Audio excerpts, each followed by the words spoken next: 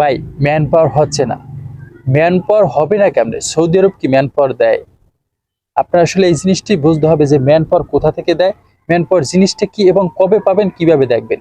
আগে তো একটা অ্যাপ ছিল যে আমি প্রবাসী, সেখান থেকে সকল আপডেট দেখতে পারতেন বা ইজিলি সেখান থেকে সবগুলো ক্লিয়ার করা যেত।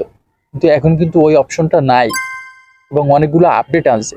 মধ্যমে একটা জিনিস চালু করছিল, সেটা আবার বিভিন্ন হ্যাকিং করে সেখান থেকে মানুষ ম্যান পাওয়ার গুলো, বাংলাদেশের মানুষ তো বোঝেন, সেখান থেকে তারা কপি করে নিয়ে যেত হ্যাকিং করে।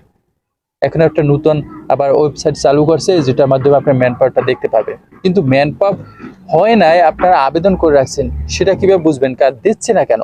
অনেকেই আছে ভাই, ফাইল জমা দিয়ে রাখছি, ফাইল জমা দিয়ে রাখছি, আমাদের ম্যান পাওয়ার দিচ্ছে না, কবে দিবে ভাই? অনেক কষ্টের পর বইগুলো জমা দিছি, বিষয় হয়েছে অনেকদিন পেন্ডিং এ রাখার পর, কিন্তু ম্যান পাওয়ার ভাই পাই না। আসলে বিষয়টা ক্লিয়ার করতে হবে। সৌদি আরবের দোষ দিয়ে কোনো লাভ নাই, কারণ সৌদি আরবের অথরিটি আপনাকে দেবে এম্বাসি ভিসা, কারণ তাদের দেশে এন্ট্রি করার অনুমতি তারা কিন্তু আপনাকে দিয়ে দিছে। ম্যান পাওয়ার কিন্তু সৌদির হাতে না, আর ম্যান পাওয়ার কিন্তু সৌদি আরব কেউ দেবে না, ম্যান পাওয়ার দেবে বাংলাদেশ প্রবাসী কল্যাণ মন্ত্রণালয় থেকে। কিভাবে আমি আপনাকে বলি, সৌদি আরবের কাছে অনুমতি চেয়েছেন আপনি ভিসার, আপনার সকল কাগজপাতি ওরা দেখে জাস্টিফাই করে আপনাকে ভিসা দিয়ে দিয়েছে। কিন্তু আপনি যে কাজের জন্য বাংলাদেশ থেকে বৈধভাবে সৌদি আরব যাবেন, সেটা হলো এই ম্যান পাওয়ার, সেটা দেবে একমাত্র বাংলাদেশ।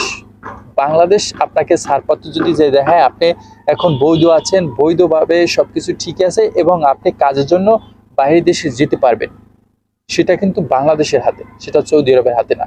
আর এটাই হলো ম্যান পাওয়ার। ঠিক আছে, এই বিএমইটি ম্যান পাওয়ারটাও কিন্তু বাংলাদেশ দিয়ে থাকবে। এখন আবেদন করে রাখছেন, আগে একটা সিস্টেম ছিল, আমি প্রবাসী থাকতে যে অফলাইনে দিয়ে 500 বা 1000 টাকা দিয়ে কিন্তু আপনি অফলাইনে কাজটা করে নিতে পারতেন, টাকা দিলে আর আবেদন করে আপডেট করে দিত। কিন্তু যখন এই ওয়েবসাইটের মাধ্যমে চলে আসলো বা অনলাইন মাধ্যমে চলে আসলো, তখন কিন্তু টাকায় আর কাজে হচ্ছে না। এখন কিন্তু আপনার অনলাইনে আবেদন করতে হবে এবং অনলাইনের মাধ্যমেই কিন্তু ওরা ডেলিভারি করে দেবে আপনাকে। এখন বিভ্রান্তিতে পড়ছেন কি, আটকে রাখছে। হ্যাঁ ভাই, আপনাকে আগেও বলা হয়েছে যে আপনার ম্যান পাওয়ার নিয়ে কিন্তু একটা কাপচাপ করবে। কেন করবে? ওরা চাচ্ছে ডিম্যান্ড লেটার, মানে বহুত প্রবাসী সৌদি আরবে, বহুত প্রবাসী দালালের মাধ্যমে, বিভিন্ন রকমের ভুল মানুষের মাধ্যমে যে কাজের জন্য হাহাকার করছে, যে তাদেরকে খোঁজও খবর নিচ্ছে না এবং এয়ারপোর্টেও রিসিভ করতেছে না। সাপ্লাই বিষয়ে যে বিভিন্ন, কারণ মানুষ চাচ্ছে তো একটা লোক নিলে 50,000 টাকা ইনকাম হবে, 1 লাখ টাকা ইনকাম করবে, মানুষটাকে নিয়ে আমি কাজে অ্যাটেন্ড করে দেবো, এরকমের অ্যাবিলিটি কেউ নিচ্ছে না। বেশি কিন্তু 2 নাম্বারই করছে। অনেকেই নিচ্ছে, 10 জন 15 জন লোক নিচ্ছে মাসে, রুমে বসাই রাখছে ভাই, কাজ দিতে পারে না, তারপরে কিন্তু বাংলাদেশে থেকে আবার লোক নিচ্ছে। এরকম মানুষ অনেক আছে। চিন্তা ভাবনা করে ভালো মানুষের মাধ্যমে আপনার যেতে হবে। সব জায়গায় ভুল করলে হবে না। কষ্টে করে ইনকাম করছেন টাকা, আপনি কষ্টের টাকা দিয়ে প্রবাসে যাচ্ছেন নিজের ভাগ্য পরিবর্তন করতে, কিন্তু সেখানে যে আপনি যদি ভাগ্যের দুর্দশা করে আনেন, তাহলে হবে না। কিভাবে ম্যান পাওয়ার পেতে পারেন তা আমি আপনাকে বলি।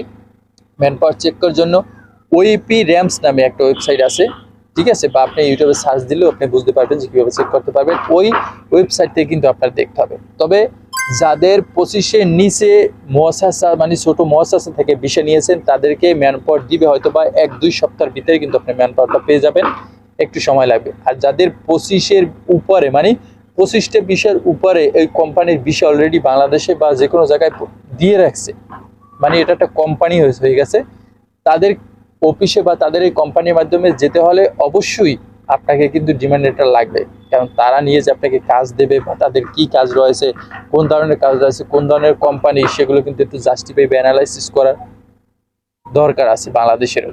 বাংলাদেশ থেকে শুধু লোক পাঠাবে, আপনি সেখানে যেটা বোঝা হয়ে যাবেন ওদের কাছে, সেটা বাংলাদেশও চায় না। কারণ আপনি দক্ষ হয়ে গেলে দিন শেষে আমাদেরই লাভ। টাকামুজ সার্টিফিকেট কিন্তু হলে দিন শেষে আপনারই লাভ। আপনি দক্ষ হয়ে গেলে বেশি টাকা ইনকাম করবেন, বাংলাদেশেরও লাভ, আপনার ফ্যামিলির লাভ, আপনারও লাভ।